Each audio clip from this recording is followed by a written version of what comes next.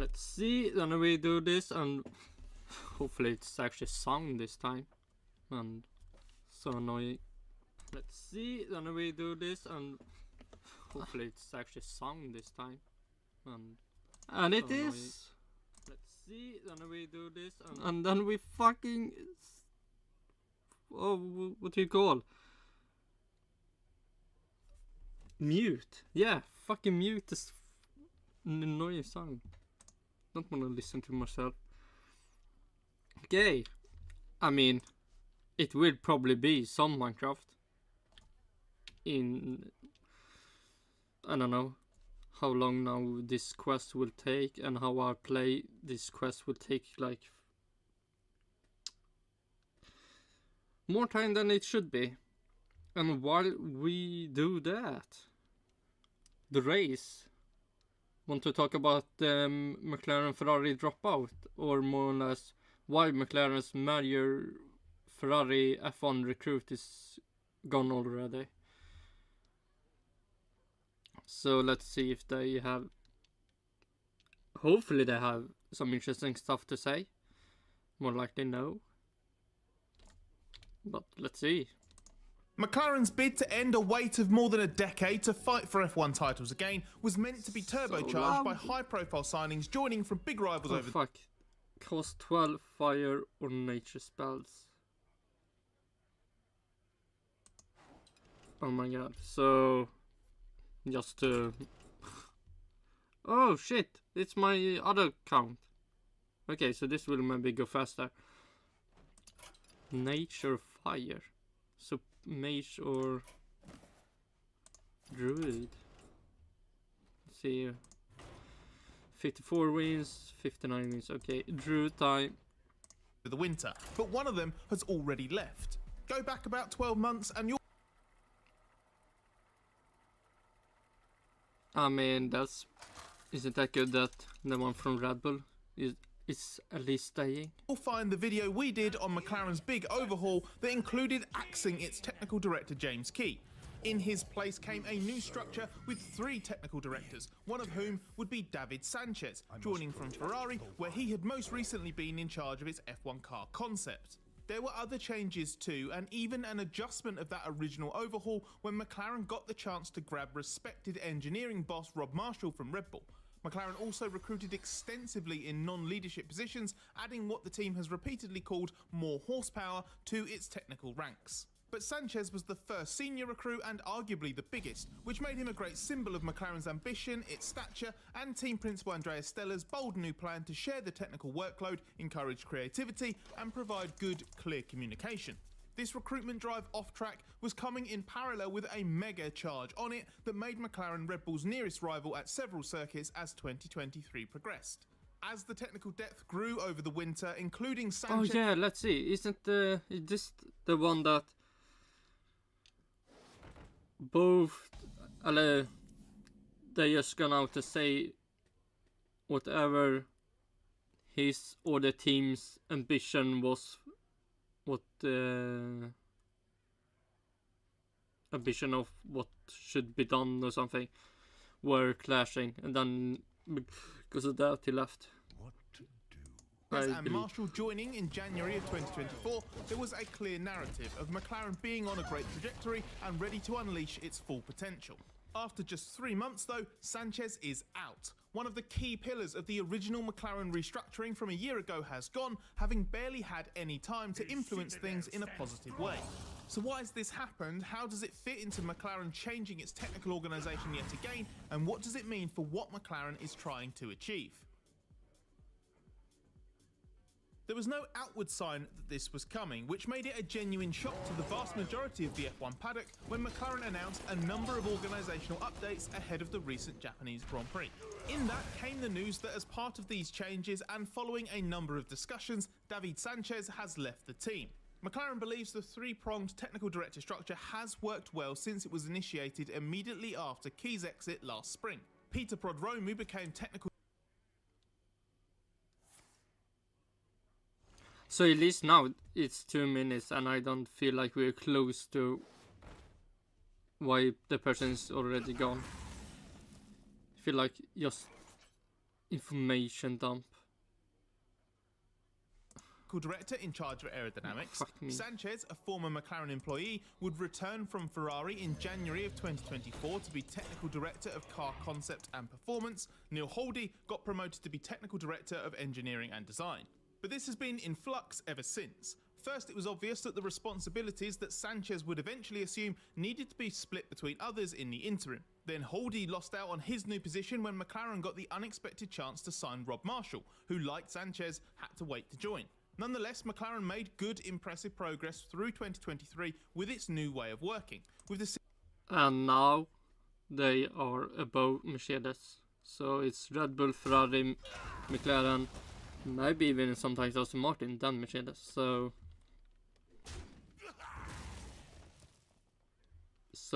they are, let's see, we can say this is Red Bull. This is maybe still Ferrari. This is Aston Martin. No. season-changing Austrian Grand Prix upgrade, the first manifestation of that. And as McLaren was confident it had hired the right people to lead the organisation, it believed January 2024 would herald a smooth assimilation of the new recruits and let the technical team go from strength to strength. That hasn't quite worked out, although Stella insists this is not because of the technical model itself, and we'll get to what that implies in a moment. McLaren's pre-Suzuka announcement made it clear that the structure needed strengthening and evolving, with an emphasis on greater efficiency and effectiveness. To that end, Marshall switches to the role of chief designer after just 3 months, with Holdy getting his technical director position after all, this time just in charge of engineering. Sanchez's role, though, has been streamlined to focus on performance rather than concept, and Sanchez won't stick around to see that through. He's left immediately with a new technical director of performance to be recruited, and Stella, who has an extensive F1 engineering background, filling the void for the time being.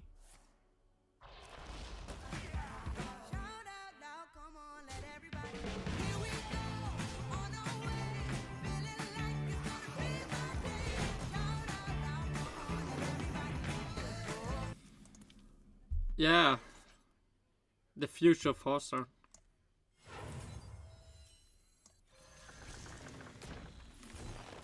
Job's done. And I need to fucking play nature spells. Oh, fucking ad. GB-glass. Smak av glädje. För de stökiga. För de klumpiga. Och för alla som inte är rädda för lite smuts. Via är tuff mot fläckar. Could be a bot. Och tvättar effektivt redan vid 30 grader. Via. Var tuff mot fläckar. 10 more. Stella says that Sanchez's exit is just part of the news of wider change. Okay, no, can we actually get... Oh my god, fuck me.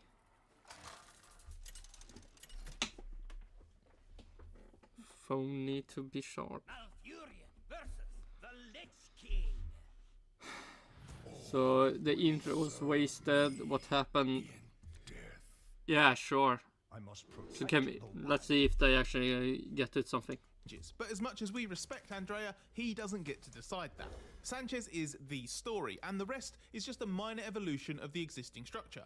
After all, there's only one person leaving. McLaren was very forthright in its initial announcement. It declared openly that the role, responsibilities and ambitions associated with David's position did not align with our original expectations when he agreed to join us in February 2023. The inclusion of that date is significant. It emphasises that Sanchez had agreed to join McLaren several weeks before it completely changed its technical structure. Sanchez's Ferrari gardening leave meant a hefty delay of his arrival. With such timelines common in F1, the possibility always exists that the plan will drift from what was originally envisaged. But shortly after Sanchez signed, McLaren enacted a significant strategic change, and over the year that followed, the dynamics in the technical department evolved with it. Sanchez didn't just join a team that was 9 months further into its journey than when he signed. He joined a different technical department entirely, with a tighter remit than he probably thought he would be getting. In Sanchez's words, the role we envisioned and had agreed to was not aligned with the reality of the position I found. McLaren hasn't said this emphatically, but given his seniority at Ferrari and the failure of his assimilation in this structure, the implication is Sanchez joined on the understanding he would be a solo technical director or chief technical officer type. Stella agrees it was very different at McLaren when Sanchez arrived in January 2024 versus when the initial agreement was struck in February 2023. The conditions changed, and according to Stella, they changed for Sanchez in particular. Realising that early in 2024 sparked conversations about whether this was suitable for him after all, and the conclusion on both sides was that it wasn't. If we are to believe the three-pronged technical leadership does work, and McLaren hasn't replicated the problematic matrix structure it swore this wasn't a repeat of, then something must have been incompatible in terms of how Sanchez specifically fit in. As Stella puts it, the setup needs to play to the strengths of the players, and the polite answer seems to be that Sanchez felt he was too senior for the role McLaren had for him. The complexity of McLaren's technical leadership, with multiple key figures holding significant roles, could have limited the scope or influence Sanchez expected to wield. His envisioned role was potentially promised under a different set of circumstances around when Key was still the technical director and might have become diluted or redirected. That's all fair, and you can see why it might have left Sanchez feeling unfulfilled, but at the same time, it didn't guarantee a solution was impossible. This brings us to a slightly less polite answer, which is that Sanchez is too individualistic. He didn't fit into a structure where he had to accept sharing responsibility and feed into a wider system. This was the only reasonable conclusion from reading between the lines and speaking to people in the Suzuka paddock. Even if the position itself wasn't what either party had in mind, why not adjust? If Sanchez the individual was still a good match for McLaren, then you would think his skills would still be beneficial. Marshall, for example, is not in the exact job he took on in January 2024, but he's not left. Sanchez, though, seemingly couldn't accept a reduced role or contribute effectively in another way. So what was so ill-fitting that the best decision... Oh yes, can we... Oh my god, we get to the actual stuff now. Fucking 7 minutes wasted. For the wilds. Fucking depressing.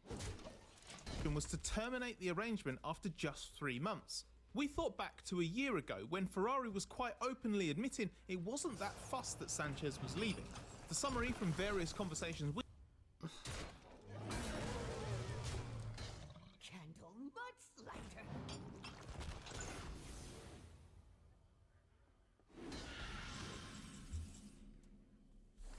Oh. That's something I could do. Okay, back to the video. Was he's a great technical mind, but he doesn't play well with others. Maybe that's what happened here. A combination of Sanchez being disappointed at the change of circumstances, a bit of ego, and a team that has evolved to the point where it doesn't need to bend over backwards to accommodate him.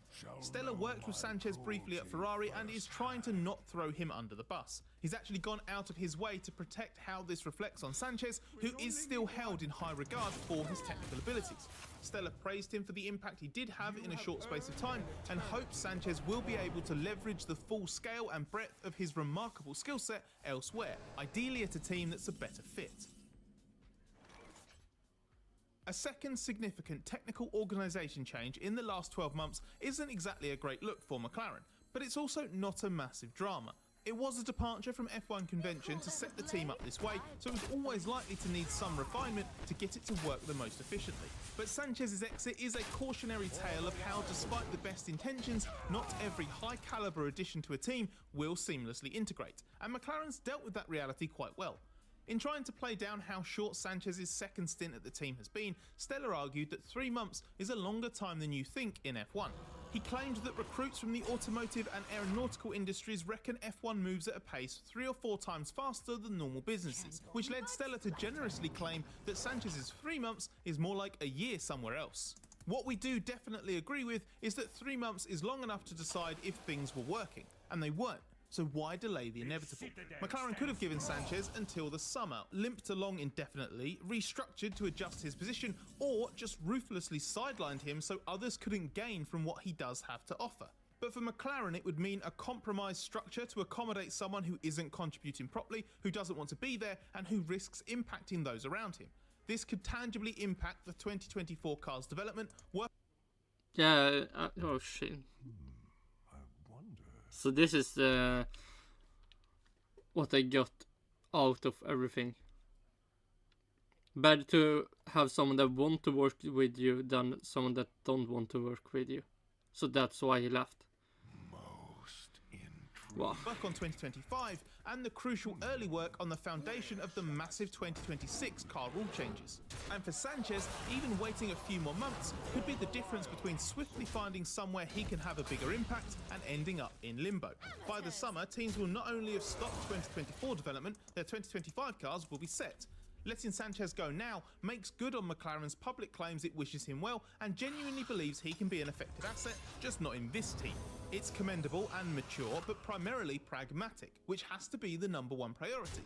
It also reflects well on Stellar's leadership. Okay, there was a problem in recruitment, but he clocked it, acted swiftly, and made a difficult decision in the best interests of the team. This move didn't work as expected, but McLaren seems to have at least mitigated the damage. What we don't know is what the other knock-on effects will be. How well suited will Marshall be to chief designer? Now you would wanna have the big game hunter. Let's see if I get it. Probably not, because one was wasted early. That was fun. Position he did once hold at Red Bull for some time, but is out of kilter with the management role he grew into there and was originally meant to fulfill at McLaren. Has the structure caused other unintended consequences McLaren's yet to uncover? And how long will Stellar be pulled into a technical role while a full-time option is sought, and what strain might that create? Those questions can't be answered at the moment, but they will define whether it can't be answered. what McLaren is trying to build is successful, or whether there is a fundamentally flawed foundation beyond Sanchez's specific issues. For the wilds. Wow. A lot of nothing. Yeah, that was...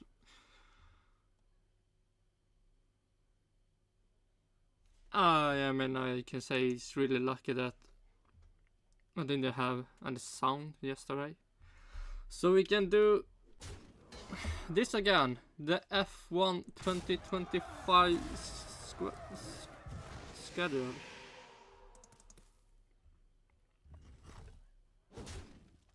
But we will finish this fucking boring game.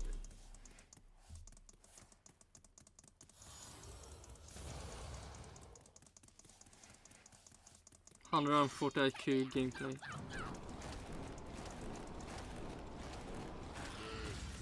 be bound.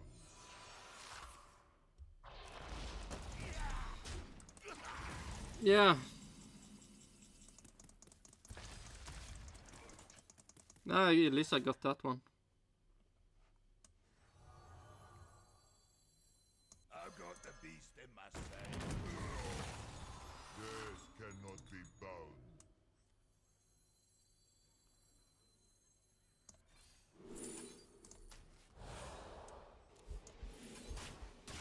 Job done.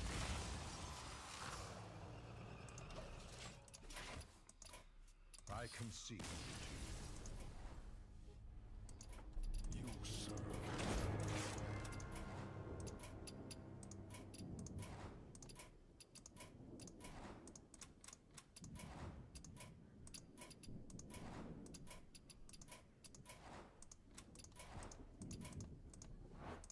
Yeah, need to fix this bot problem.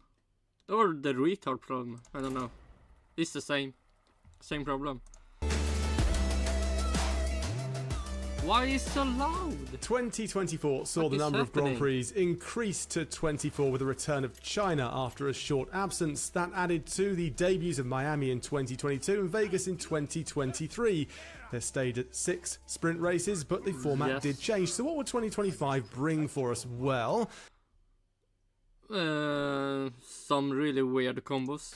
I would say. 2022 saw 22 Grand Prix. hate There were this game. 23 in 2023. There were 24 in 2024. So surely 2025 means Oh, wow. 25 Grand Prix. Well, thankfully, no. Here's what the calendar looks like. Yes. Well, it all Like I said yesterday, Windows sound. This is a weird combo. This is really weird combo between Italy, Canada and Belgium. And then we have this some weird combo. for no one. Between Azerbaijan, Mexico and Qatar. Why not Azerbaijan, Qatar, Mexico? And this Netherlands, Singapore, Brazil. It's so weird. When you could just at least have Singapore near Japan. And also like, they say something in the end that this will, I don't know if this will just be for 2025, but it sounds like they will then change back with Bahrain in the start. So why even change this 1 year? Change 1 year to then change back. That's weird. But Kicks off in who knows? Australia on the 14th to 16th of March before a short hop to Shanghai. Then there are So 100% a bot. Could we guess that? I mean, Harson is so good game.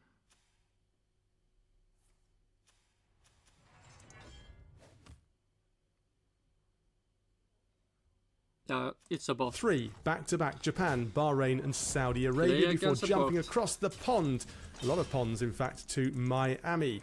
Then it's Europe with Italy, Monaco and Spain.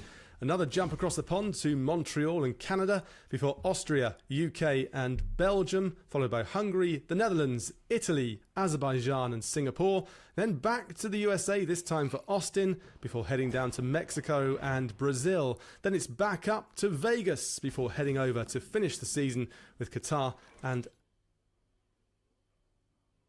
Oh, wait.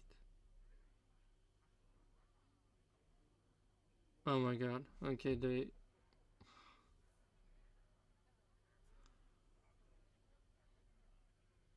Okay, now I see it. What to do? It's that order. Fuck me.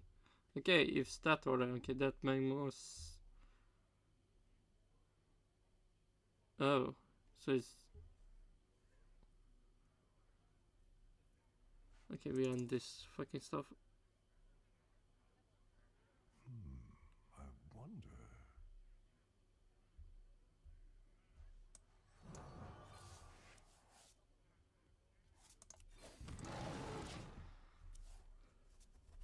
Okay, so that makes more sense. Miami, Monaco. Okay, that makes no sense. Spain, Canada, Austria. My blade be thirsty. That make more sense. Or it would be make more sense if it was Canada, Great Britain, Netherlands, Belgium, Austria, Hungary. Yeah, Italy, Azerbaijan.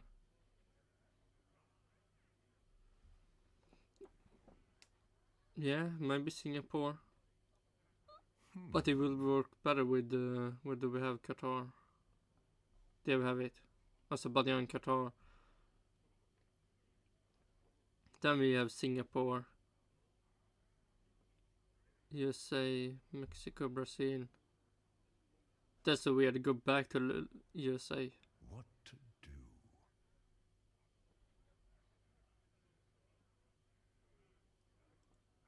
Yeah, somewhat weird. Abu Dhabi. So quite a lot to discuss from the announcement of the 2025 Grand Prix season, and I'm delighted to have with me Alex Kalinauckas. First of all, Alex, what are your initial thoughts of the 2025 calendar? Yeah, hi Bryn, hi everybody. My initial thoughts are a bit like you said, thankful that it's not 2025 races. It's more, you know, obviously it's a privilege to work in Formula. Oh, it sounds still retarded. It's a privilege. Yeah, this is a privilege to sit in a sofa, or what the fuck you sitting in. It's a privilege to have a window. Privilege to maybe have a computer. Formula One and to cover Formula One for a living, but it's more the concerns about burnout, whether that's team staff or if that's Privilege to have a burnout. Privilege to work in 24 races without a break. Privilege to get on an airplane to go to all the races to work at.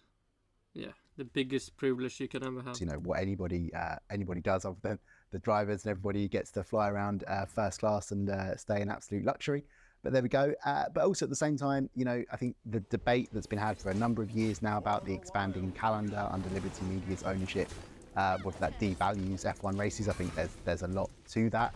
Unless you're going to get a season where it's like 2021 and really it's just more. Did he say 2021? The greatest season ever? At least than Abu Dhabi 2021. Let's see. You get a season where it's like 2021 and really... Yeah, true. The ending was amazing. At least for Lewis fans. And Mercedes fans. And British fans. Or maybe it was everyone else can be the biggest fan of it. It's just more. It is hard to sort of to justify sort of an ever expanding calendar, and I definitely think the devaluation argument has some merit. But yeah, no. Other than that, there's not really a lot else to say about the 2025 calendar. Yeah, nothing else to say. Just have 17 more minutes to waste your time. There's no real surprises. I think this is largely what everybody expected. But there has been a bit of a change, hasn't there? And I announced at the beginning that Australia is the first Grand Prix of the season, which I have to say I love. And that's because of Ramadan falling between the 1st and the 30th of March next year, and then deciding not to start the season over in the Middle East. I think that's a welcome change, isn't it? No Saturday Grand Prix. Det här är premiärprogrammet av Breaking News. Frölunda, Mora tog chansen i slutspelshockeyn. Yeah, true. Yeah, I think... I mean, why would someone have a problem with Saturday race? Doesn't the same people love this... Fuck me. Don't the people love the sprint race? That on a Saturday?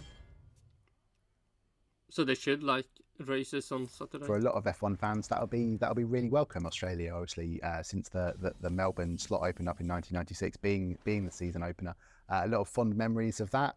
The city is one of the world's great cities. It embraces Formula One really nicely as well, and the teams do a lot of great promotional events around there. And yeah, it just it also, I think it will break the season up nicely. Like there isn't any confirmation from F1 yet about when testing will be.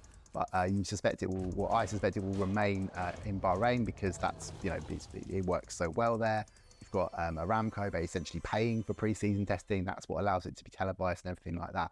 What will change with the Australia being the season opener, no matter where they were to test, even if there were to be a big change, it wouldn't be the week before as we've had in the last few years. Essentially, it just takes so long to get down to Australia, get everything set up, get people not suffering the effects of jet lag, as I am after returning home from Japan just a couple of days ago. But yeah, so I think testing will be a little bit more of a gap. It won't be sort of, you know, week to week to week. Oh yeah, if they still have the what do they call it? Not practice, testing. If they still have testing in Bahrain, but then still go to Australia, that's... I mean, do you care about the environment, the nature? Or do you just want to keep flying with airplanes? Because it was as it was the last few years, but yeah, I think the other interesting thing about moving Bahrain and Saudi Arabia to April is obviously they're going to be a lot hotter simply just because of, you know, shifting forward a few months and getting closer to the summer in the northern hemisphere. But the key thing there is that yes, they are night races, but you're looking more towards what happened in Qatar last year, where you've got still very high temperatures. Allied to, in the Jeddah track's case, a very punishing circuit. The drivers were already talking this year. I remember being sat in the press conference, Charles Leclerc, Sergio Perez talking about it being one of the most punishing races because of the nature of that track, the concentration levels they have to get to. And obviously it's very, very high speed. Now you add in a serious heat element to it as well, and that could potentially be a safety concern. So yeah, it's gonna feel very different for the drivers. But yeah, that sort of change I think is welcome, just shuffling things around a little bit, and as I said, heading back to Australia for nostalgia reasons. It's also interesting to see Japan is staying where it is. It's moved to this earlier date too, which I think was deemed a fairly big success recently. So that's good to see as well. But I know you're a fan of triple headers, and 2025 is going to feature 3 of these triple headers. Yeah, definitely not a fan of that, Bryn. Why aren't you a fan with that? Is it a privilege to have so many races together? No, just on the Japan thing quickly. Obviously, I was out there and chatting to some people from Formula One, and basically it seems to have been everybody's satisfied with the change. I think the reason one of the key elements of that race being now at the start of the season is it coincides with what is naturally like the peak of Japan's tourism season, so that sort of works nicely for the race promoters. You've potentially got people going there who might not have, say, come in October time, because obviously the cherry blossom is out and Japan looking extremely pretty, so it works nicely with what's going on in Japan at the time. I think there was a slight dip in ticket sales, but from F1, the promoter's point of view, that's purely because the previous race was basically only 6 months previously. They haven't had as long a time to sell tickets for this year, so they've got a nice year's run up again for 2025. So yeah, that'll be good to see again. I am also under the impression that the China back-to-back of Australia might not necessarily be as nailed on as it's made to look in this calendar release, because as ever with China, there's a lot of concerns about like customs and getting things in time. Is there enough? Man, someone had a problem with China. Sounds like hate speech. Time from a back-to-back with Australia as it is at the moment to get that all done. So there is a faint possibility, or at least backup discussions, that maybe it might end up being Japan as the second race. I'm not saying that is going to happen, but I know that is the sort of a fallback plan or fallback option, or discussions at least being had with that. But yeah, back to triple headers. I mean, yeah, what was the year 2018, 2019 when the first triple header came in and F1 said, well, that will never happen again. Then the pandemic happened, and obviously there was a lot of money to be made by packing the calendar out. And yeah, triple headers are just a thing to happen. I mean, obviously my role in writing for Autosport, we're very lucky. We're able to sort of split jobs so to avoid that burnout, so people aren't going to race after race after race after race. But it's a privilege. The burnout is a privilege to get, right? Including in a triple header, but you know, for other elements of the championship, it's just very, very punishing. Now, of course, these are choices people make. It's a great privilege, as I said earlier on in the video, to work in Formula One, but yeah, we have it. Like I said, privilege. Doesn't stop it being a job and also being very, very demanding. So it is always just going to be very tricky. That said, there are some odd gaps. There's only basically there are 2 Grand Prix in July, but there's a big old 3-week gap between the British Grand Prix at the start of July and the Belgian Grand Prix at the end of July. So effectively, there's like a double summer break. So that certainly shapes things up differently. They have closed another gap in the calendar by moving Singapore back a little bit compared to what will be the case this year and last year as well. But yeah, just ending the season again with the Las Vegas, Qatar, Abu Dhabi triple header. I mean, yeah, getting from Vegas to Abu Dhabi at the end of 2023 was hard enough. So I don't envy anybody having to do that at all. But yeah, they do appear to be here to stay, and yeah, we just have to, everyone involved, we just have to get on with it, unfortunately. Yeah, I mean, let's just run through the triple headers. Suzuka, if it happens in this order, as you say, Japan, Bahrain, Saudi. You can kind of understand Bahrain, Saudi. That works, doesn't it? As a back-to-back, that works. So you've also got Italy, Monaco, Spain. That sort of kind of also works as well. They're not huge travel distances. They are distances, but not huge. But Vegas, Qatar, Abu Dhabi, it doesn't seem to make much sense to me. Well, I think, first of all, with the first one, with Japan being a triple header with Bahrain and Saudi Arabia, I think that via Abu Dhabi. So it is a natural stopping point in terms of you can get from one race in the Far East to stopping in the Middle East, and then the F1 teams and lots of other people heading back to Europe. But yeah, I mean, just the one at the end is just a factor of setting that Vegas race when they do. It's F1's sort of jewel in the crown. I know that obviously very much famously used to be Monaco, but for Liberty Media, it's all about this Las Vegas race. I've made the argument that it should be the season finale. Now, that would have a financial implication because we know what Abu Dhabi pays to have that privilege. But I think... Why the fuck is this what do you talk about the privilege for? Have a financial implication because we know what Abu Dhabi pays to have that privilege. But I think just from a spectacle point of view and interest levels, potentially, it might make a nice change to do that for Las Vegas. But they are basically shutting down the city centre. There's lots of objection to that. So I don't think they want to be moving it around too much, and just they want to make this sort of proof of concept by this stage. They want to make sure it works and it gets a regular feature and things like that in terms of the schedule of Las Vegas, the city. So that's why that's sort of there. I know we're going to come on to talk about Miami and Montreal and things like that.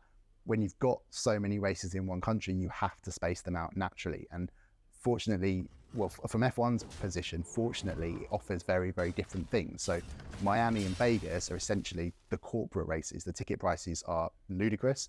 They're there for people who, can afford to pay to go, and also for sponsors and businesses, and almost like a B2B sort of element to it. The Austin race is for the people we love, the real race fans. It's a very, very different event. It's a wonderful event because of it. So that can sort of float around where it likes, really, but there really has to be some distance between Miami and Vegas. So that's another element as to why it ends up at the end of the year. All that being said, there needs to be more gap between, the Vegas race and the next one. Why? Isn't it a privilege to not have this gap? Because it's just a brutal thing to have to go in terms of just the exhaustion factor for the people involved going from Las Vegas to the Middle East. Yeah, well, I guess that we're going to have to like it or lump it, aren't we? Because they're not going to change the Vegas Grand Prix. But I was looking at the calendar, Alex, and I wrote in big capital letters, so I knew that it was important. Canada ? Not because I didn't think Canada should be in the calendar. I think it's a fantastic place, but the position of it in the calendar. And there's a statement here by Mohammed Ben Salem, the president of the FIA, which I want to read. I want to get it exactly right. So he says, the 2025 FIA Formula One World Championship calendar approved by the World Motorsport Council is a further illustration of our collective mission of meeting sustainability objectives through the regionalisation of events. And I look at the calendar, Alex, and I just don't see a correlation, because what are you? You're in Japan and Bahrain and Saudi. Then you go to Miami, then you come back to Europe, then you're in Europe and you go to Canada, come back to Europe again. It doesn't seem to marry up with these statements. Yeah, I mean, it definitely sticks out like a sore thumb. Let's put it that way, because I have less of a problem with Miami following on from the Middle East rather than immediately starting in Europe, because when we talk about sustainability in Formula One, we are talking about motorsport to a certain extent. You just get to the argument of what's the point of doing any of it if it's all just... Yeah, true. Why even change what the cursor goes on when it's... Yeah, and all the traveling by airplane, why care? Just about, if you see my point, I'm not trying to minimise the impact of sustainability, but this is a championship that flies all around the world. 100%. There is going to be an impact, no matter what you do. But Våra ägare älskar snabba klipp och hittar alltid en bra deal. Skip it? No, we can't skip it. Våra ägare är du och alla andra medlemmar. Välkommen till ditt kort. Gillette Labs, nya Neon Night Edition. En rakhyvel olik alla andra. En unik exfolierande remsa. Rengör huden framför bladen för en effektiv och bekväm rakning. Upplev en smidig rakning i varje drag med Gillette Labs. Med blad som håller 50% längre. Definitely the Canada race, when you're reading through the calendar, you're like, right, everything totally flows, and that one jumps out rather wildly.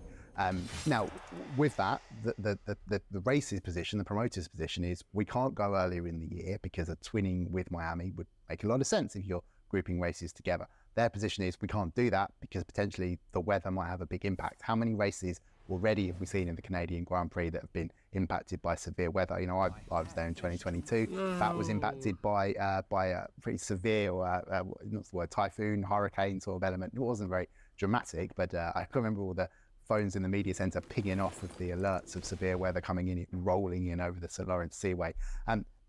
It does happen. And also that race is aging. It is, the paddock facilities are fine, but it's more the access roads and things getting in and out. The car park's a tiny strip along, the famous rowing lake at the back of the paddock and things like that. It's an event that could survive F1 and the size F1 was in the 70s and the 80s and moving forward, but it appears to be on the limit, if that makes sense. So you add in severe weather and it can become a really severe issue. So you totally see the position there. That's why they don't want to go any earlier. So you say, right, well, why couldn't they go any later in the year? Is there going to be that much crossover between fans coming from Montreal and around Canada and wanting to go to the Austin race?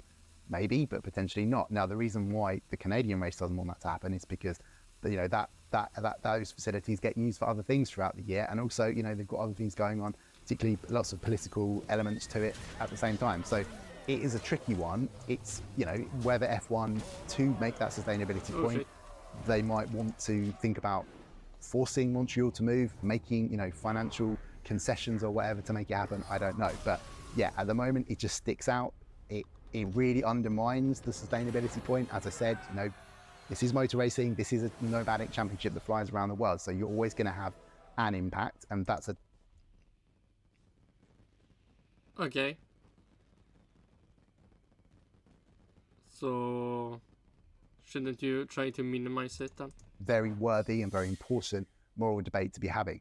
You know, again, really important. No. The same as in, like, is it ethical for what is an existing event to you know, spend resources expanding just because it's, you know, that much bigger these days? That's a very worthy debate to be having. But in this one in particular, with sustainability, in the terms of how the calendar's laid out, yeah, it really sticks out badly. It does, and it looked like some people maybe never cared about the environment and just pretending. I guess it's what, like you say, it's one in a whole host of races, and so maybe we need to kind of overlook it and say, well, they've got to deal with 24 Grand Prix, they've got to fit them in somehow, and that's the way they've done it, and let's just kind of move on from it. And it's not a bad calendar.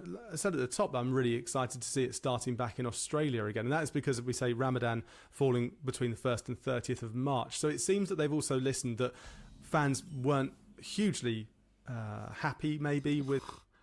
So when will I listen on the sprint race? If there being Grand Prix on Saturday and not on the Sundays. Yeah, I'll be honest, that's news to me in terms of that reaction being the case, Bryn, but I think in coming years it will go back to the way it was previously, having Bahrain and Saudi as a season opener, simply because they'll pay for the privilege of that happening. I mean, I do think Australia... Yeah. Then it would be okay when the privilege have been paid. It's far superior as a season opener, but I think that's just the reality of what happens in Formula One. What was it Lewis Hamilton quipped in Melbourne in 2020? Cash is king. And he certainly knows, doesn't he, when it comes down to this sort of thing. Are there any... Yeah. Something made him wanna join Ferrari. Combinations of back-to-back circuits or layouts that you think will have a big knock-on effect, you know, where one track presents certain challenges and another the polar opposite, or have they got a flow there as well?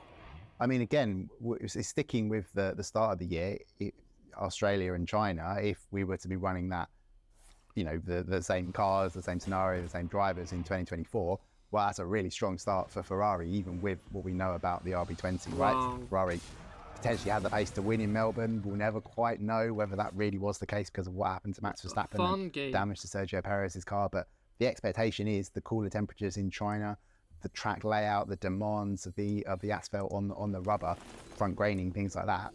People are really talking up Ferrari for the coming race this year. So those being grouped together, let's also take a minute here to think about what Carlos Sainz was saying in Japan. Ferrari thinks only a few upgrades, we might really be able to fight Red Bull like on merit.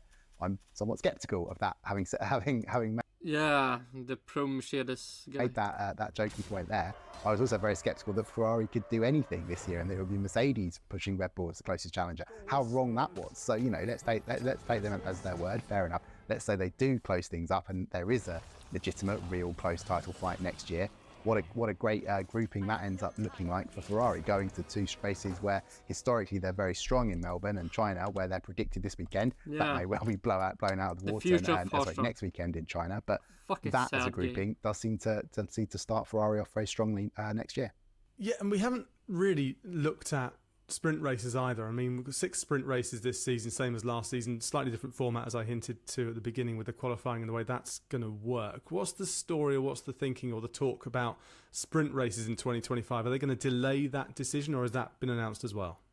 No, that's not come out yet. It's the same as with testing. It just hasn't been agreed on yet. You know, there's obviously a financial element to it. Having a sprint race does go into the negotiations with every race promoter and holding every race throughout the year. And also they want to see how the concept works, because they've tweaked it again, you know, yet another change to sprint race regulations. As I said, China coming next weekend is the first time we'll see the latest iteration of it. It's not too dramatic, but, you know, it does potentially with the change to the Parc Fermé rules mean that this whole thing of like we know exactly how the Grand Prix is going to play out. In theory, that is less than now. So yeah, if sprint races finally are this amazing thing that every race wants one, potentially F1 then goes say, right, this is where we're going to have it. Do you want this? What's going on? They know certain track types work best. Spa, for example, that they really favour having a sprint race there. Interlagos, things like that. So yeah, we know sprint races are here to stay. F1 points to the fact that they just get more viewers for a sprint race rather than an extra practice session. So they are coming, but as of yet, no sort of confirmed details. But we'd expect that sort of once now the calendar's released, you'd expect that to start leaking out via the news, ideally in Autosport and motorsport.com. Yeah, and the fun start now because this is just one account. Let's see. Can I go?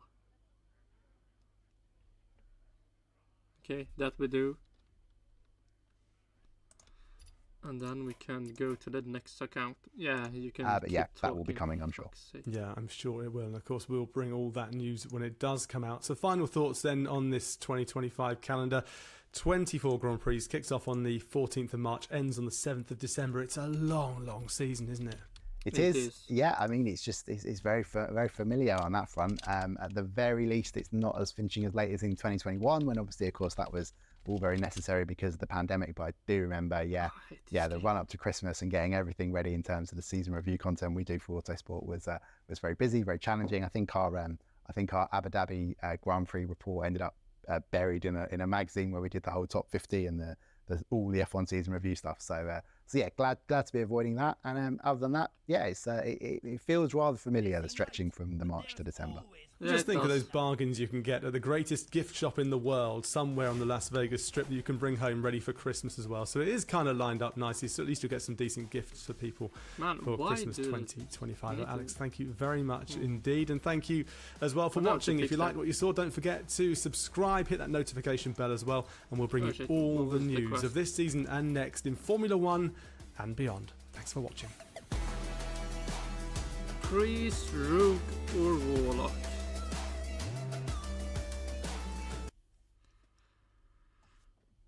So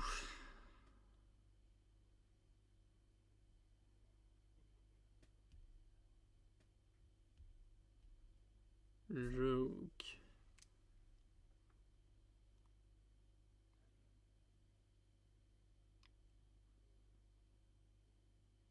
Yeah, Rogue it will be, because then I can play somewhat fun game. Let's see, can we have something while that's happening?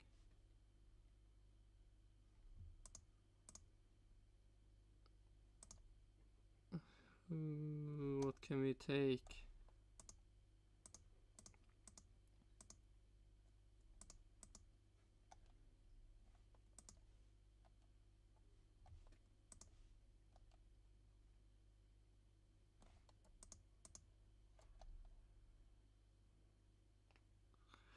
Hey, let's do some Kym Illman.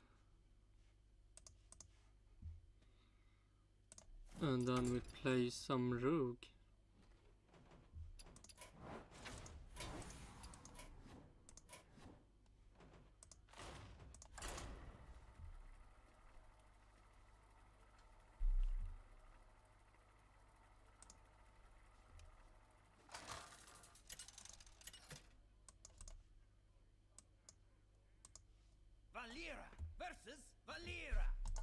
G'day from Suzuka, where I'm here for the Japanese Grand Prix. It took me 2 flights, 2 train trips to get here. For the first time ever, I've tasted barbecue eel and seen cherry blossoms in full bloom. Okay, let's see. Is Singapore Airlines Stellia business seat outdated? Let's see. If you're ready to experience all of that, stick around. You have access to the new lounge, which is just across the boarding gate, and that's the receipt for the baggage item. Thank you. Okay. Enjoy your flight. Cheers. Now, you heard at check-in, Mia mentioned that I had lounge access. Well, this is a brand new lounge, and it's the first time I've been here. It's only been open a month. The last lounge was, it was a shocker.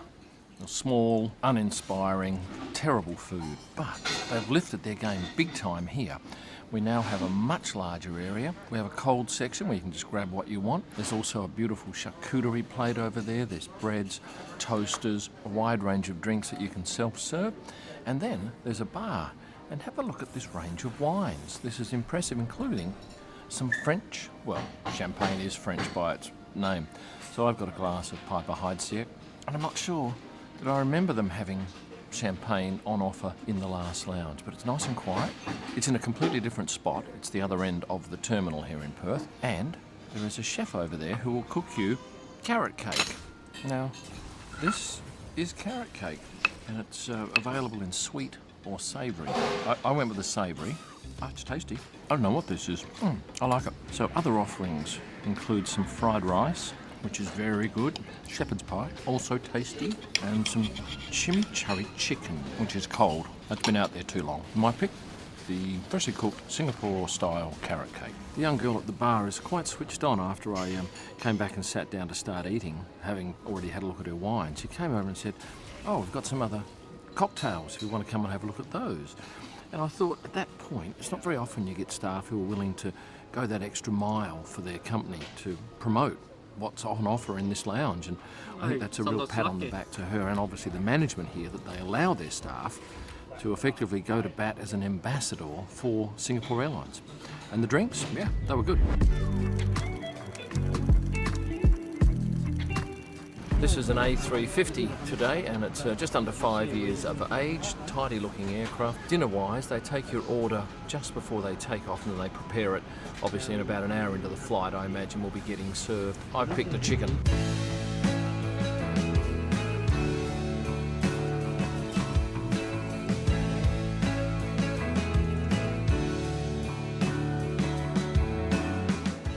And how was the chicken? It was average. I'm going to give that 6 out of 10. The salad, though, before it was pretty darn good. What the fuck is this? Stop with the music. I actually thought I had about an hour layover here, but turns out I got 3, and I don't need to eat any more. So let's go for a quick tour through this magnificent airport. On the train heading from Terminal 2 to 3, and it goes through the Jewel, which is quite beautiful from this height. My next flight's out of Terminal 2, so I've taken the train over to this lounge here. There are 2 lounges on this level in Terminal 2, both Silver Chris lounges. This one is the business class lounge. Well, it's actually 3. Food's pretty good up there. There's a variety of Western and Asian food, plenty to drink. Some Taittinger champagne, which makes me happy. Not that I'll be having any of that tonight. Just a whole lot of seats, a whole lot of bucket seats. Some nice lights. Nothing wrong with it. I don't think there's much of a design out. Yeah, let's see. Can I be lucky or can I not be lucky?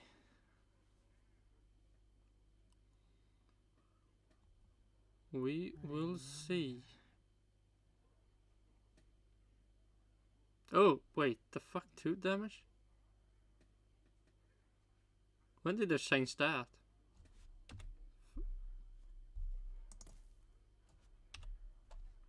Fucking 2 damage. Hype, then it will work.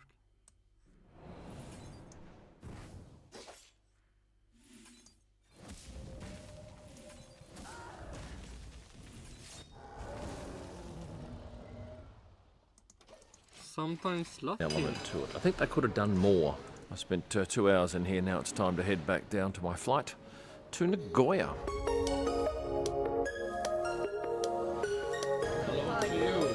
Welcome.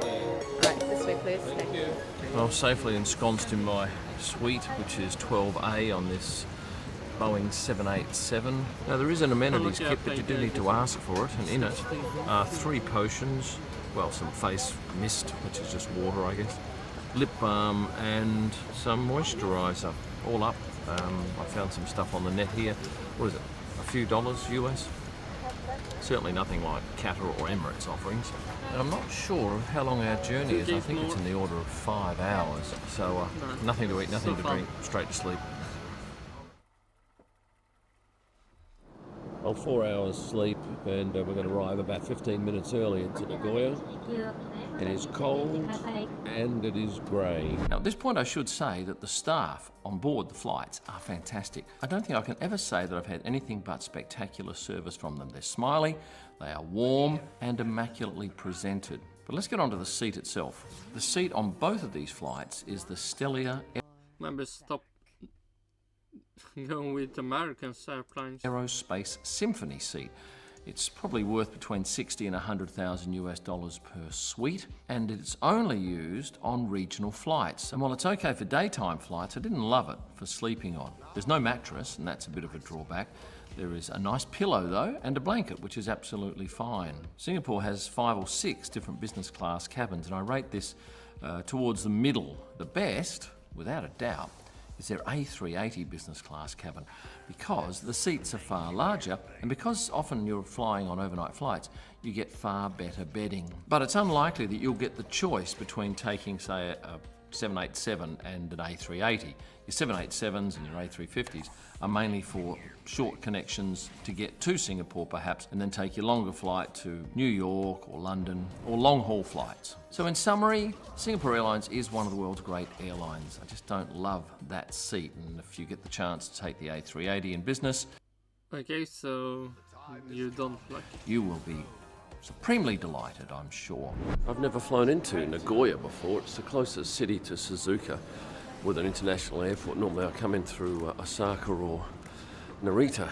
Yeah, this is only a very short 43-minute train ride down to Suzuka today.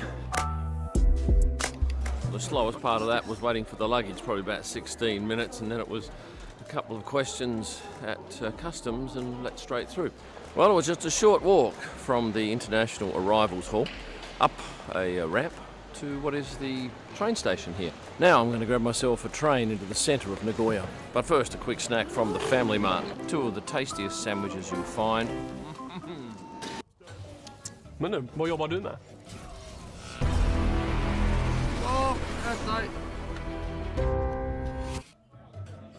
Nej, alltså jag jobbar med cybersäkerhet. Jaha, skål för det va?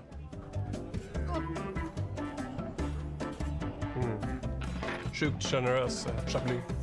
If you love it, show it. And try the Barista Delight. Oddly good. Game more. Yeah, So who are these? All of them. Most of my favorite. Well, of course, Oscar. Char with all the A's. Carlos Sainz. Lando.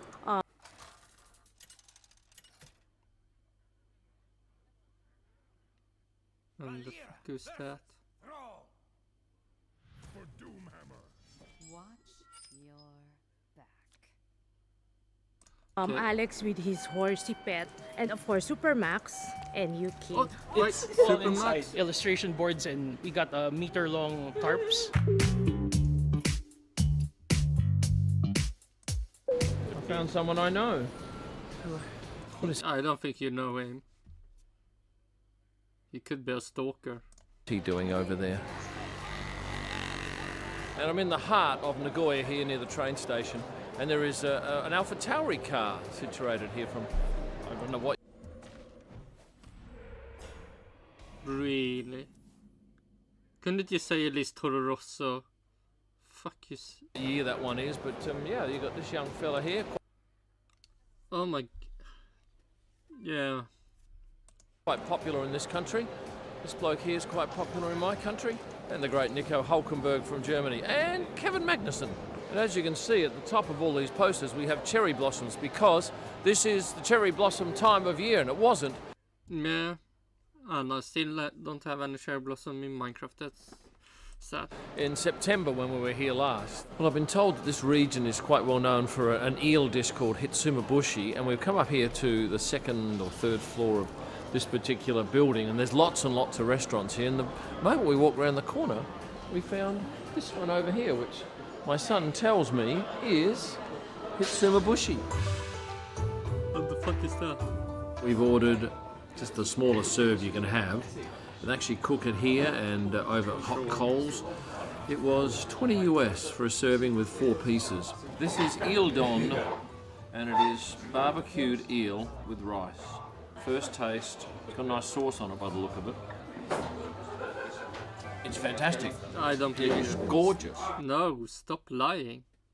That didn't look good. It's a soft meat. Got a little bit of crispy outer skin on it. Okay, that could be good if it's crispy. But the rest, no. Doesn't look good. Sauce is beautiful. No. And I recommend it to you highly. Well, I like that meal. Yeah, if you're you looking lie. for it, it's called Bin Cho, and it is not too far from the railway station. Man, that sounds like Chinese music, but okay, sure. It's a little bit wet out here. We now have an umbrella, so we are safe from the rain. Well, you're not if I do that. But now you are. Having tried that beautiful eel, we've now gone for a full meal here of some beef. Hot coal barbecue there, and we have a menu here, and Jace has probably a bit bigger appetite than I because I had that eel. Well, that was... The fuck was that? I hope that's not... I had that eel. Fuck can that be? Is that really the famous Japanese meat?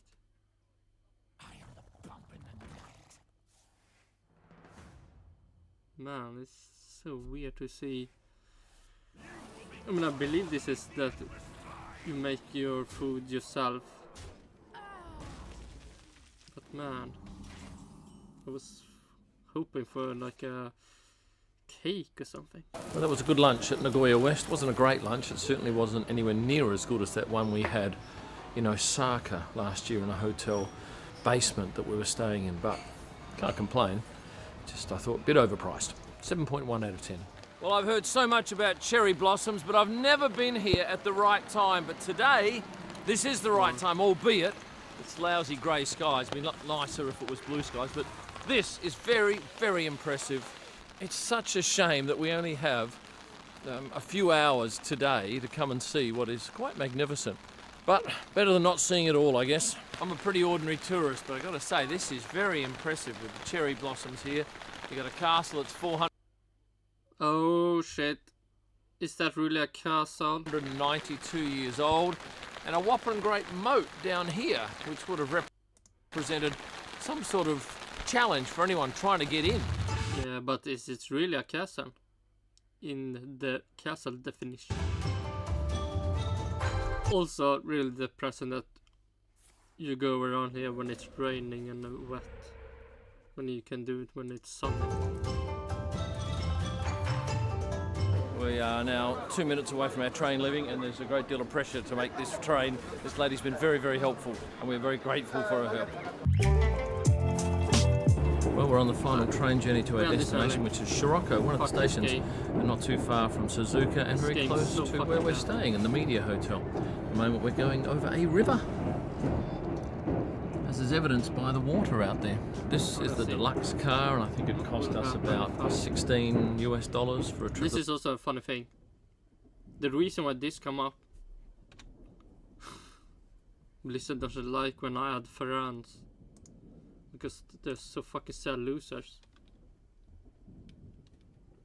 So they apparently got so depressed when I friend request people, so every time I friend request someone, my game needs to restart because wow, some people are depressing. Or depressed. Okay, let's see. If I have Minecraft up, if I click OK, what's happened? No, it's still... Man, why? I want to know how to fix that. I want to have the smooth gameplay switching. Okay, at least we have Minecraft again and we can continue the fish collection. Man, Hearthstone is such a bad game. Let's see, we will remove that and then get some more fishes. And one day. Oh my god. Such a bad jump. Okay, bad to It'll take 43 minutes, and it is indeed a very comfortable way to travel. Well, here we are back at the Comfort Hotel in Suzuka, and it is quaint, would be a nice word. It's a really interesting place. Oh, one of the great things, there's a washer and a dryer on the same floor. This is the smallest room that I stay in all year. In a second I'll show it to you, but it's quite remarkable. Typical of Japanese business hotels, and for the next 4 days this place is chock-a-block full of the world's media.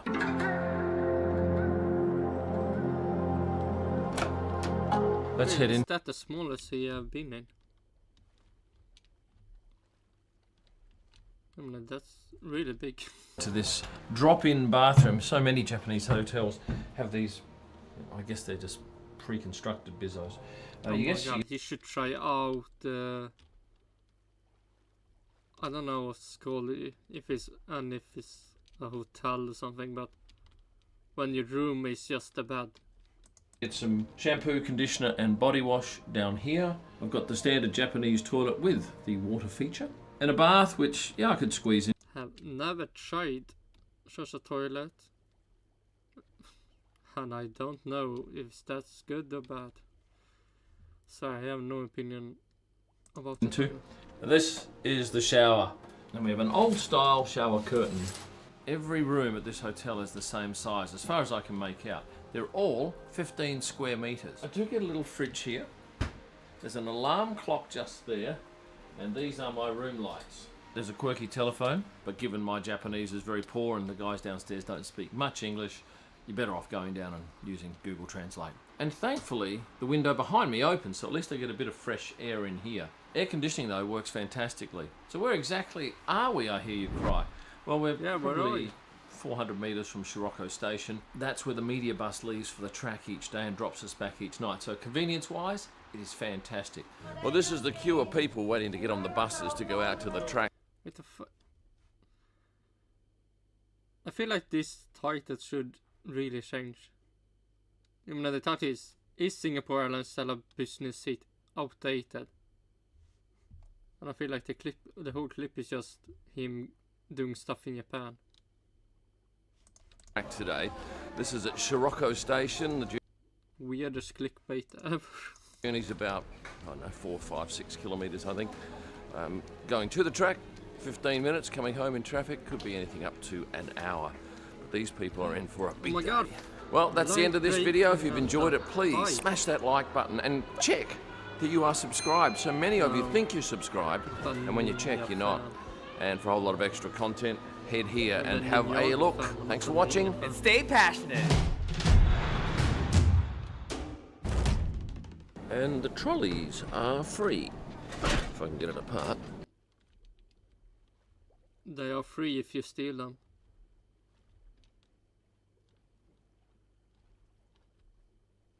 Oh my god, what more new fish? Yeah, no, go away. No need to watch more ads now. Green and pink.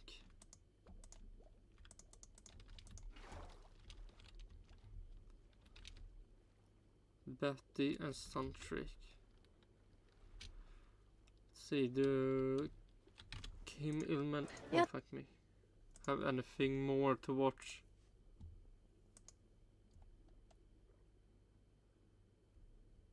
Let's see how do the time look like. Nope, wrong place. Is this the right place?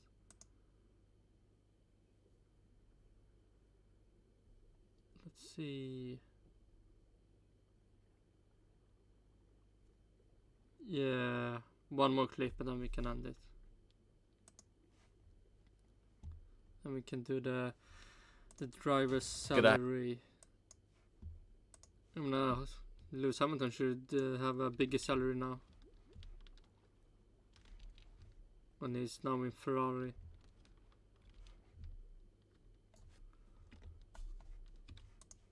G'day. How much does an F1 driver make? Well, there's wild speculation, but in this video, I'll give you my best guess. And also Leclerc could maybe have the same salary than Lewis Hamilton. Hopefully have. But who knows, so they maybe cheated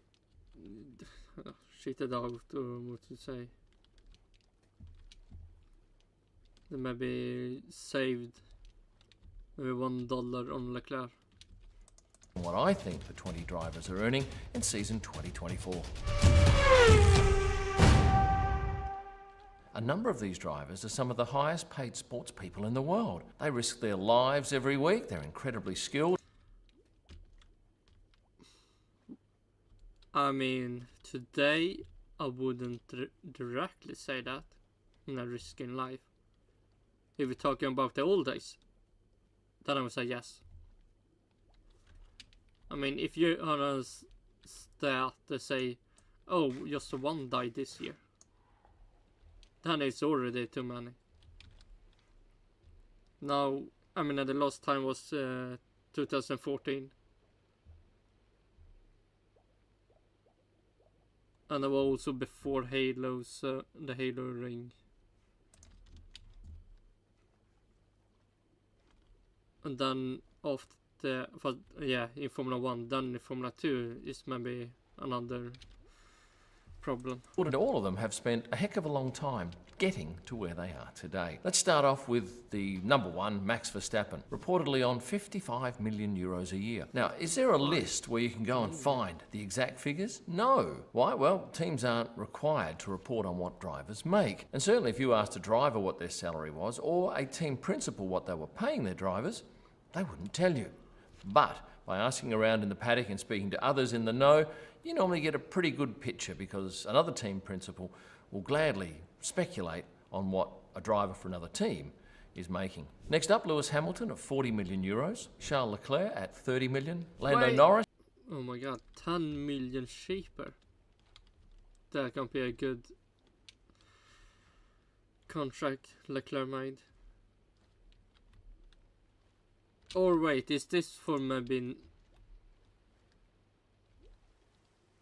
now with Mercedes? Okay, then I can believe it. So Leclerc will maybe earn more money when 2025 starts. On 20 million, and I've got George Russell and Fernando Alonso both on 18, Sergio Perez from Red Bull 14 million, Carlos Sainz Ferrari 12 million, Valtteri Bottas on 10, Esteban Ocon and Pierre Gasly on 6, Oscar Piastri's new contract, I've got him. Oh my god, Oscar Piastri gets some money for your... Oh, new fish for the collection. Fuck me, food in my hand. Cyan and black, stripy.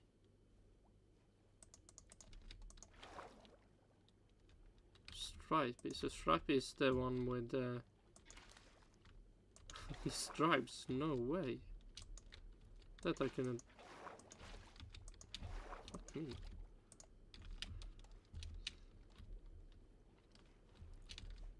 Down at 6 million. Daniel Ricciardo. Hard to work out what Daniel's on. Nobody's too keen to talk too much about that, but I'm guessing 5 million. Oh my god. Then Ricciardo have fallen a lot. million. Kevin Magnussen, 5. Oh, Alex. No. First of you earn equally much as Kevin Magnussen, maybe. And why do I mean, it's Williams, but holy shit. What kind of father do Lance Roll have? Fuck is this? Albon and Lance Stroll both on 3 million, but I think you'll find that Alex is due for... Maybe Lance Roll gets some cuts every time he does do a great job in the team. For a big bump up shortly. And then 3 drivers on 2 million, Nico Hulkenberg. Really? Kevin Magnussen more money than Nico? That's a lie. That can't be true. That could be true. But Yuki Tsunoda, that's shit, no. Zhou Guanyu and Yuki Tsunoda. And Logan Sargent bringing up the rear at a lazy 1 million euros a year. Once again, that's speculative. Any list you see anywhere is... What the fuck? Really? 10 million? Man, I should not gamble with the money so much. The pit stops is not good enough. Exactly that, because nobody gets the full picture. So what does a driver have to do for that money? Well, the obvious thing is drive the car at 20 races, plus maybe testing pre and post season. But there's so much more. Some of them will have in their contract that they need to do simulator work at the factory. There'll be certain sponsor promotions written into their contracts. Lewis might have a few per year. Man, it must be fun to promote Mercedes when you drive a so good car. Yuki Tsunoda might have a lot, and those are negotiated when a driver re-signs an agreement. As part of their contracts, drivers have to wear team kit, because of course most of the attention is on these 20 drivers, and a photo of Max wearing a Red Bull shirt is worth X amount of dollars to a sponsor. But some drivers have negotiated to wear their own clothing in. Lewis Hamilton is the obvious example. He wears his own choice of clothing. Oh my... Yeah, he wears stuff like a... Oh my god. Like the people in the catwalk stuff. Like a retard outfit. I don't know what the fuck is this trying to be? A Jedi from Star Wars / someone from Kingsman. But you take only the retards part and put together. The fuck is this? Every day to the track, and sometimes when he leaves the track. Now that's negotiated by Lewis. Zhou Guan Yu and Lando Norris. I mean, look at here. Even normal people wear their own kit in normal on Thursdays typically. And other drivers like Charles Leclerc and Valtteri Bottas will wear their own clothing in on days that they've negotiated. But teams like Aston Martin have an arrangement with Boss, so their drivers are wearing Boss on some days. Beluti sponsors Alpine, so you'll see both Esteban and Pierre in Beluti clothing. Hugo sponsoring V-Carb means that Daniel and Yuki are often seen. Come on, Visa Cash Up RB Formula 1 team. Super easy. You said Alpha Tauri in the Japanese blog. When this was 100% probably a Toro Rosso car. Someone that don't care about the names.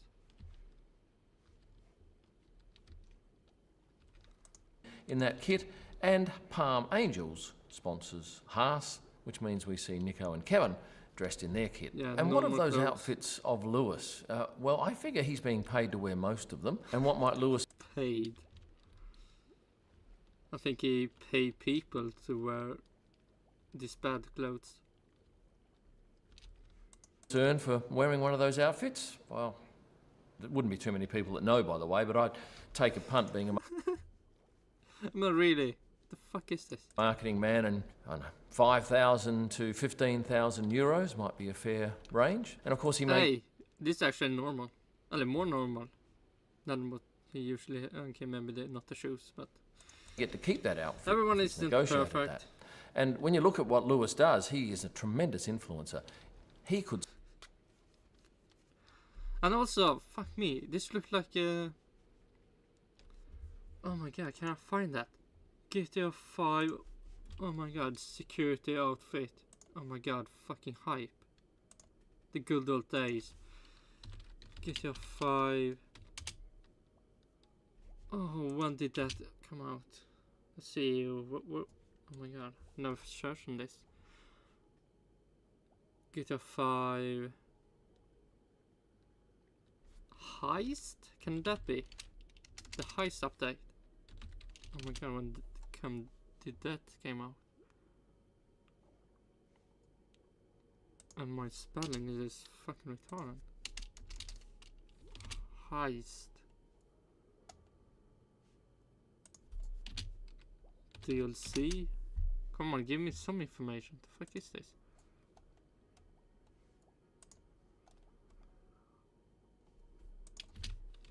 Release date. You can fuck yourself, it's not 2024. I'm talking about the online, please. 2015. Man, the good old days.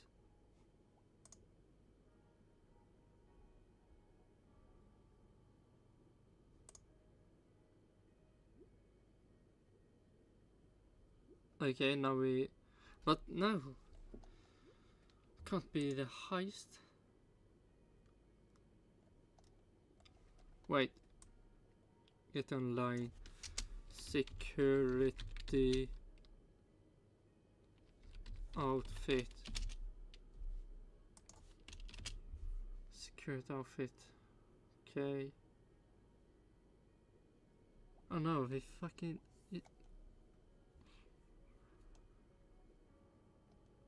What can that be?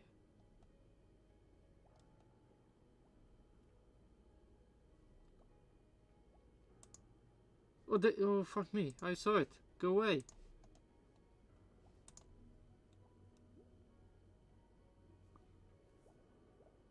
Okay, it's the closest.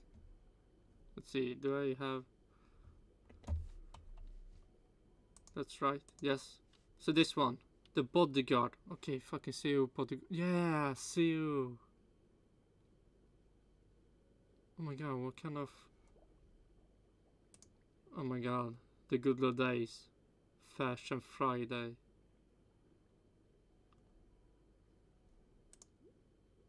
Oh my god, let's see. Get online. What kind of outfit was that? Ghost.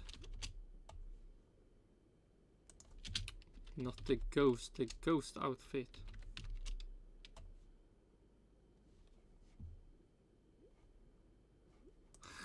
Man, when did 2015? The hype. Man, I made this. The good old days. Doing Ghost. Never played Call of Duty or anything about Ghost. But if you can make the outfit, why not? Okay, but what the fuck were we looking at? Bodyguard outfit.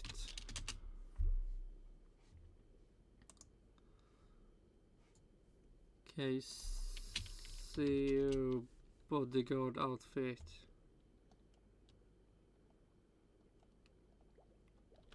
Can that be it?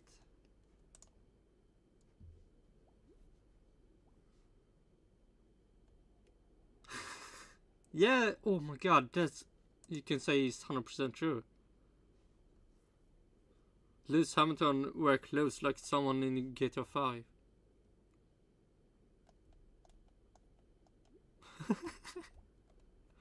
Lewis Hamilton's new outfit, the gas mask and the gas, the tube, what is called.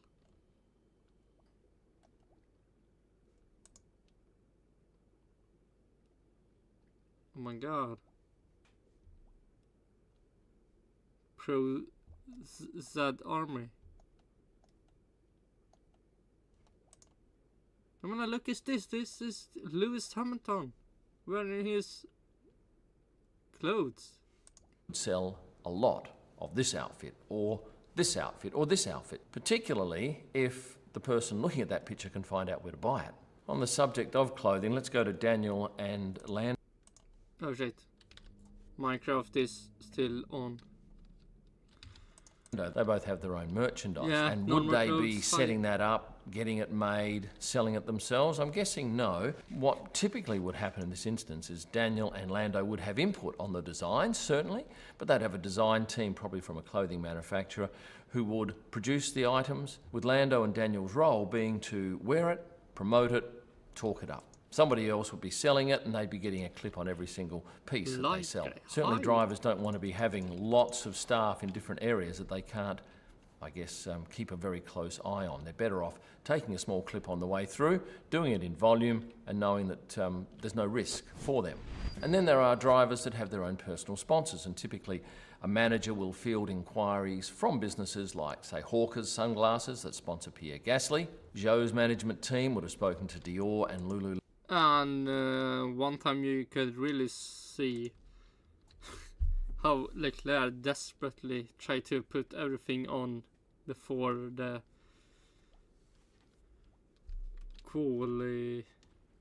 pole position talk.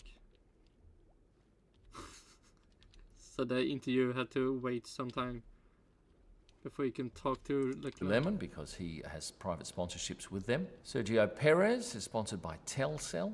Fernando Alonso has Kumoa, his own sunglasses brand, sponsoring him, and he also has a deal with EMC Jets, which provides him with a level of free private jets throughout the course of the year, and probably a sizable discount on the rest. One of the more interesting ones would be Valtteri Bottas. He has an arrangement with IncyJet. He should be sponsored by bikes and new fish, maybe, hopefully, brown and yellow. Which would definitely be along the same lines as Fernando, where he gets some sort of credit to use with IncyJets. And you might also have seen Valtteri Bottas's Uber promotion. I have Yes, I have not. And I don't think I will want to. What would he have earned from that? Hard to tell.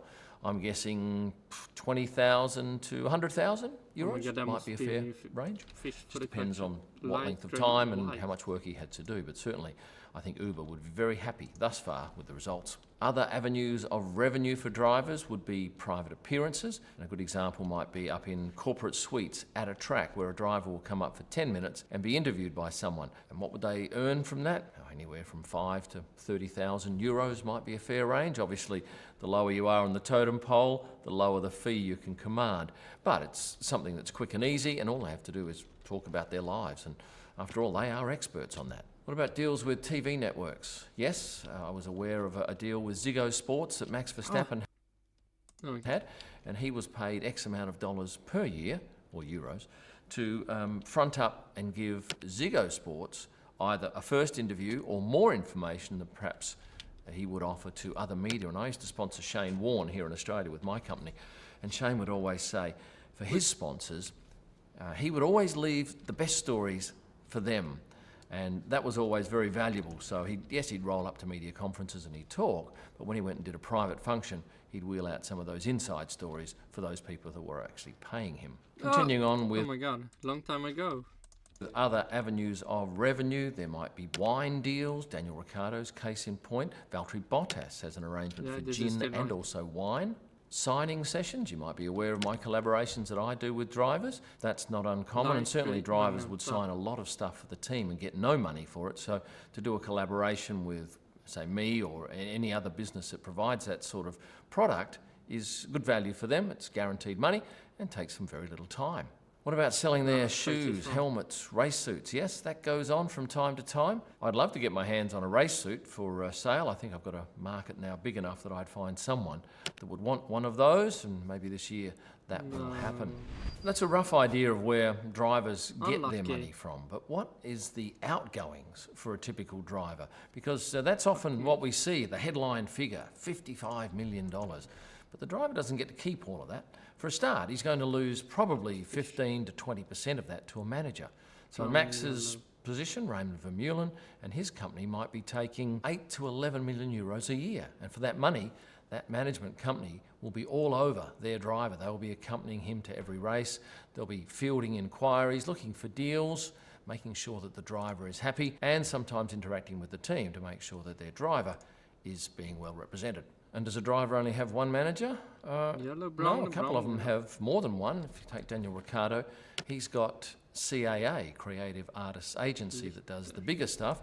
And then he's got Blake Friend, who used to be at Red Bull, and now works with Daniel doing some of the smaller stuff, but he's at most races, if not all. And Sergio Perez also has two people looking after him, Julian Jacobi, and this man, Luis, who's at the track most of the time. Now, it's fair to say that a manager is vital in this business, but it doesn't always go well. And if you hark back to Daniel Ricciardo's split with his manager, Glenn Beavis, Glenn ended up getting a sizable payout. He took Daniel to court. He wanted 20% of Daniel's salary that he claimed he negotiated, and then several other contractual fees. It ended up costing Daniel well over a couple of $1 million that he wouldn't have budgeted for. Does a driver pay his own trainer? Well, typically no.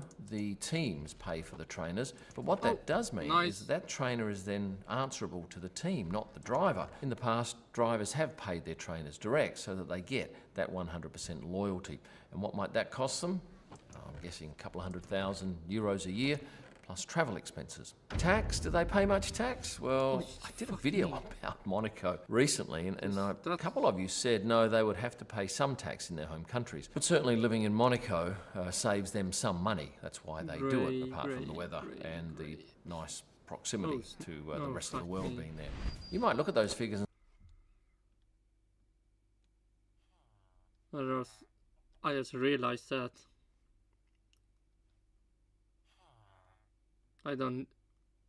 it's just not that is just not to get one one color on a fish. It's getting one color on every fish, and it's like, how many fishes are there? 1, 2, 3, 4, 5, 6, 7, 8, 9, 10, 11. 11 different fishes. Don't know how many different colors there are, but 11 times the different colors. Then so many more full colored fish I need to get. Fucking depressing. At least I need to find one less fish. Fun. Okay, back to the and say, oh, that's way too much money. Well, it is a lot of money, but they're risking their life. But the other thing to remember too is their careers are half risking their life. Typically not that long. Nick de Vries, 6 months. The average, according to this chart here from Formula One points, at the moment is around 8.6 years. Which surprised me, but it has been higher than that going back a few years ago. So you're not in this sport for forever. You need to make that money quickly. And if you can save tax by going to somewhere like a Monaco, well, it's not illegal, and many of them do it. Another thing to remember too is that a lot of drivers might have debt from their early days in the sport. It may be that somebody's put money in, helping them get their start, and it costs you a lot of money to get to Formula One. It could be that you're into people for maybe $3, $5, $10 million. And if so, there could well be contracts that say those people who put money in get a certain percentage of your salary when you make the big game, which is Formula One. So what do these drivers spend their money on? The top drivers earning the big bucks, obviously spending the big bucks too. You look at Max with his own aircraft. This would gobble up, I'm guessing, 1.4 million euros a year in maintenance. Flights on top of that, that's got to be a couple of million more per year. But for that big cost, he saves a lot of time, and that has real value to, I guess, anyone in this sport where there's such little downtime. Daniel Ricciardo, well, he's bought some property. He owns a magnificent property in Perth and a big home in Los Angeles. And he also has a nice watch collection, as does Lando Norris, who's amassing some nice cars at the moment too. There is a lot of talk about drivers earning big money in this sport. When you have a look at this list here, the top 10 are earning some mega dollars, but for that they give up a lot. Yes, they get to do something that they love, and that's driving a car around the track, but there's so much more about their job that I'm sure drives them crazy. The endless selfies, no privacy when they're out in public, the negativity that they almost inevitably get no matter who they are on social media, and all of that would take a toll. So I don't begrudge them a cent of what they're earning. They are the best of the best, and I've got to say, they're all grounded. They're all really nice people to work with. No one's rude, no one shouts at you, no one's aggressive. But I guess in these days with I mean, have you talked to every drivers that have been in Formula One? Social media being so prevalent, you can't be anything else. I trust you've learnt a thing or two about what the drivers earn and how they spend their money. And if you've enjoyed this video, now is your chance, please, to hit the subscribe button. About half of you are not subscribed, and please like this video. And thank you to my members who chip in some dollars each month to keep the channel going. I now have something else to do, as probably you do, so if you get a moment, check out a whole lot of content and merchandise there. Thanks for watching. Stay passionate. Alex Albon and Lawrence Lawrence, that's his dad. I mean, he could be... Come on.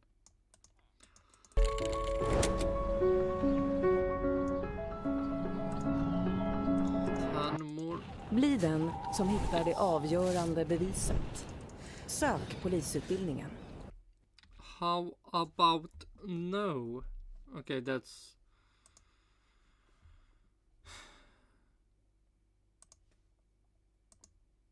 Yeah, last clip.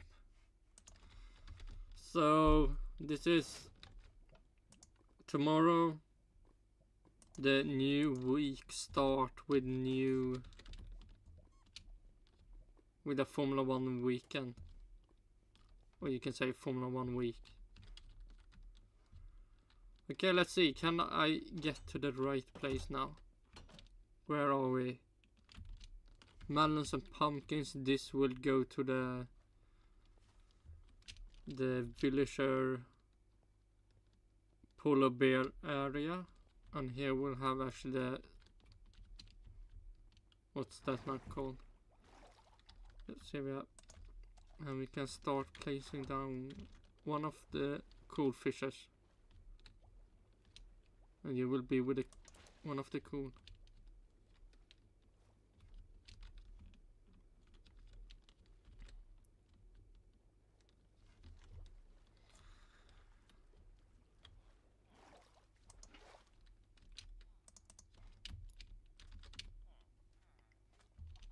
And then let's go and sleep, and then we can earn it.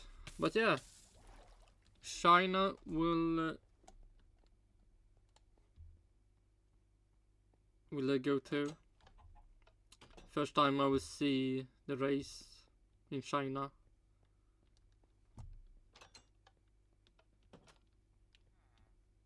And it will probably be a Max Verstappen win. Hopefully Leclerc P2, Lando Norris P3.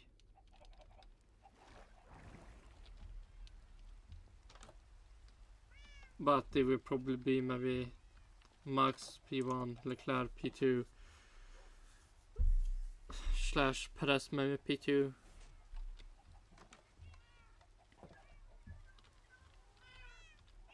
Or Perez P3 and Charles Leclerc P3. Something like that. But McLaren will be at least better than Mercedes. But until then, who knows?